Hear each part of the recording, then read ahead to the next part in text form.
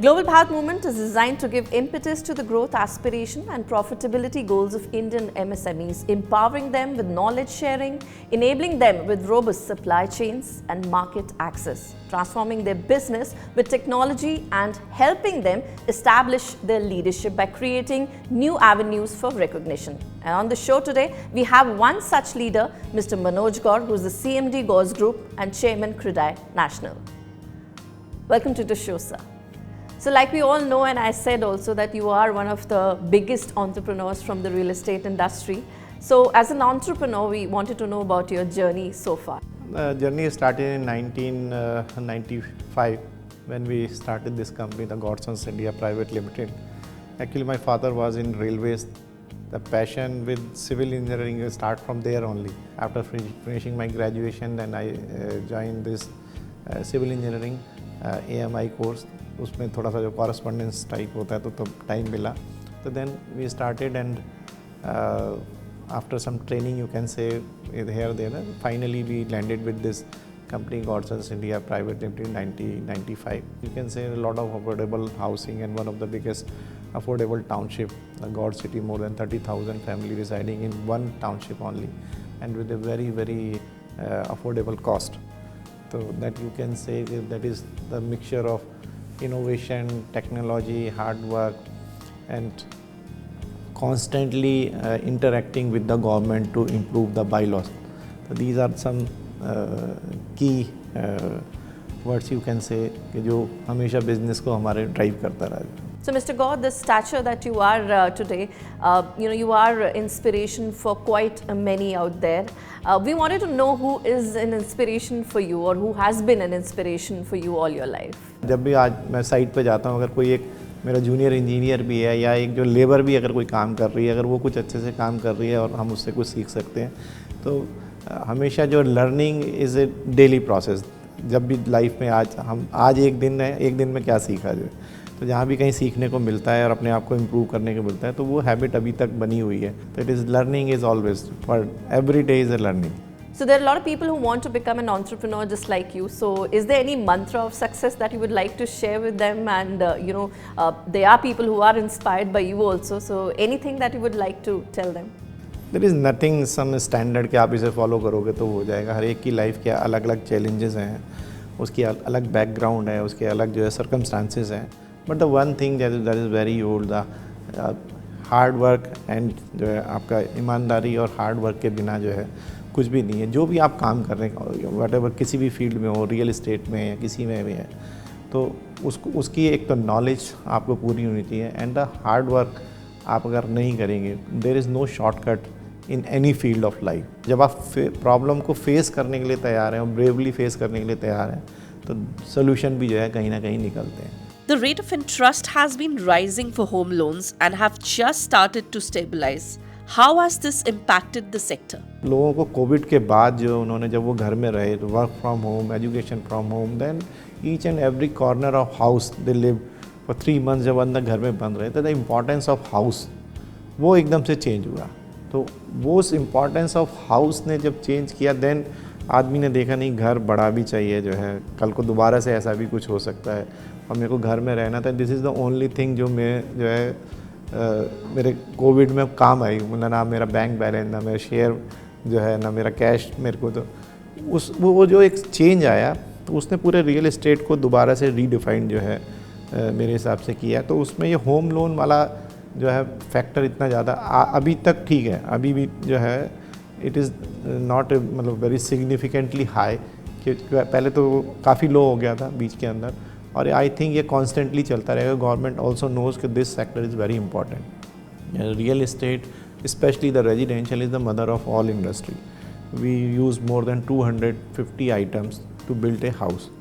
तो it's a mother industry. अगर ये एक इंडस्ट्री चल रही है तो बाकी सारी इंडस्ट्रीज भी चल रही है. Real estate is the thing जहाँ पे आप सुबह काम करो, शाम को आपको पे आउट मिलता है. तो this is the very important sector for any country to grow. अभी आप देखेंगे पिछले 5 साल में पॉलिसीज़ ऑलमोस्ट जो है कंसिस्टेंटली जो है सेम रह रही हैं और बहुत ज़्यादा फ्लक्चुएशन देखने को मिला. आई थिंक इसी ग्रोथ से अगर चलेंगे तो अगले 10 साल रियल इस्टेट के लिए बहुत ही अच्छे साल होंगे और अच्छा रियल इस्टेट आपको देखने को मिलेगा। The high input cost, how has it impacted the industry is what I wanted to know from you.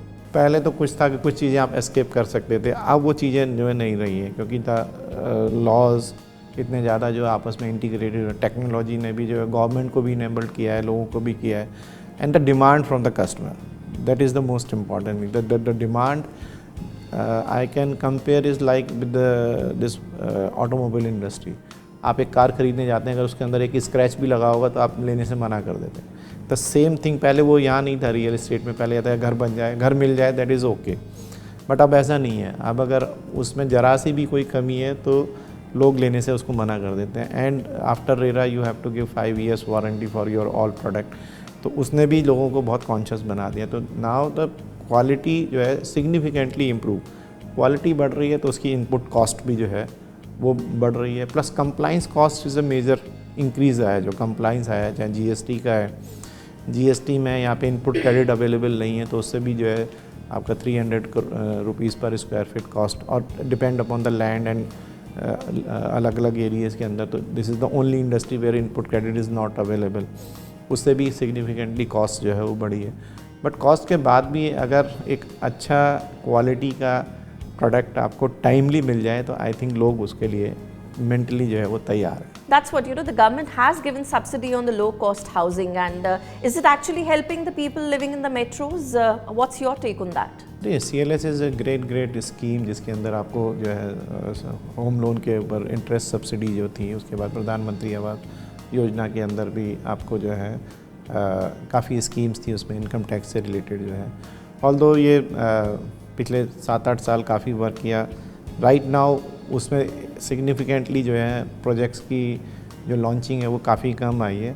We are also जो है interacting with the government to make some more benefits और incentive. कुछ schemes ख़त्म भी हो गई हैं, तो I think government is also जो है thinking that way. Otherwise affordable housing या प्रधानमंत्री आवास योजना के अंदर घर बनाना वो केवल गवर्नमेंट को ही बेनिफिट करेगा जहाँ उनको लैंड फ्री है, प्राइवेट लोगों को it's quite difficult. We've seen the rise of luxury project all this while. So it's because of the high input cost, or is it demand from the market, or is it both ways? What exactly is it? I think it's a demand. जो लोग जो है उसमें दो तरह की demand हम mix इसके अंदर देख रहे हैं। एक तो जो now the second generation of the जो पीपल जिन्होंने आज से 20 साल 10 साल पहले घर लिया था, उनकी जो डिज़ाइनिंग और उनकी जो फैसिलिटीज़ थी वो आज मैच नहीं कर रही। कोविड के बाद जो कॉमन एरिया फैसिलिटीज़ हैं या जो चीज़ें लोगों की जो डिमांड है वो नए प्रोजेक्ट में, now people are valuing the facilities within the complex. वो पहले इतनी ज़्यादा, पहले केवल था मुझे घर चाहिए, प्लस लोगों की वेल्थ भी जो है देखिए बढ़ी है, वेल्थ बढ़ी है, सैलरीज बढ़ी है, तो उनके जो होम लोन कैपेसिटी वो भी बढ़ी है। Now everybody wants a good home, larger home with the good facilities. पहले इट इज़ अनहर्ड ऑफ कि आप कोई 20,000 30,000 फुट का क्लब बना रहा है, आप 50,000 से 1 लाख फुट का क्लब बनाना है, it's every second project you can सी कि 50,000 या 1 लाख स्क्वायर फीट का एक बहुत ही luxury club and common areas जो है वो बन रहे हैं। So this change is everywhere. So in India, one of the leading and the preferred investment is still the real estate. And having said that, we still haven't seen any momentum gained at the REITs. So what is the reason behind it? Even when it has best of the both worlds, what is the missing thing here?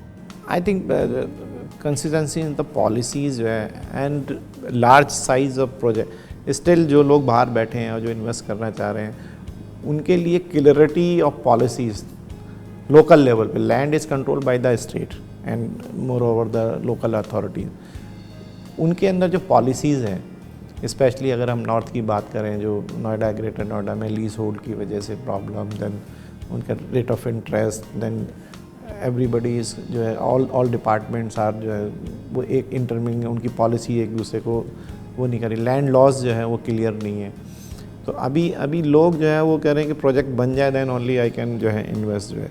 अभी under construction के अंदर इतना investment जो है नहीं आ रहा। अगर आपके प्रोजेक्ट बन गया है, वो लीज आउट हो गया है, या वो जो कमर्शियल के अंदर, तो वो इन्वेस्टमेंट जो आ रहे हैं, लेकिन रियल इन्वेस्टमेंट थोड़ा सा और अभी मैच्योर होगी है मार्केट, तो then you can see real big size of project अभी भी कम है। एक ऑटोमेटिकली नंबर ऑफ पर्सन और नंबर ऑफ डेवलपर्स सेलेक्टिव हो गया। अब नाउ हर आदमी डेवलपर जो है बन भी नहीं पा रहा, ना वो बनना चाहता है, क्योंकि after RERA, after demonetisation, after GST, it's now a serious business. अगर इसके अंदर आपको रहना है तो आपको सारे कंप्लाइंस, सारे लॉज ये सब पूरे करने पड़े। और ये कोई पहले जो लोग जो इसमें एबनॉर्मल प्रॉफिट की वजह से जो लोग आ जाते हैं, that is not like that. और किसी भी प्रोजेक्ट में आप एंटर करने के बाद आप 8 से 10 साल तक जो है उससे बाहर जो है वो नहीं आ पाते, specially if it is a residential project. तो वो सीरियसनेस अगर आपके पास है तभी लोग जो है इसके अंदर एंटर कर रहे हैं।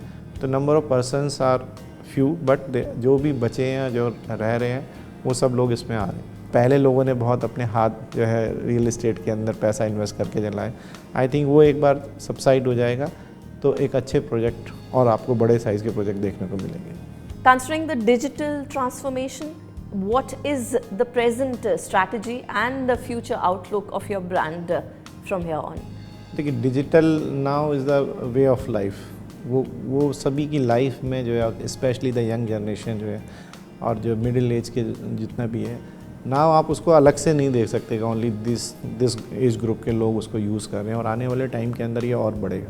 तो वो सारा पार्ट आप देख रहे हैं डिज़ाइनिंग में, then management of building, then CRM faceless होता जा रहा है। जैसे हमने भी अपने आप को जो है every time we are keep on improving ourself. ऐसे वे ऑफ लाइफ अगर नहीं करेंगे तो आप जो है पीछे रह जाएंगे। Pleasure talking to you, Mr. Gaur. Thanks for giving us your valuable time. Thank you so much.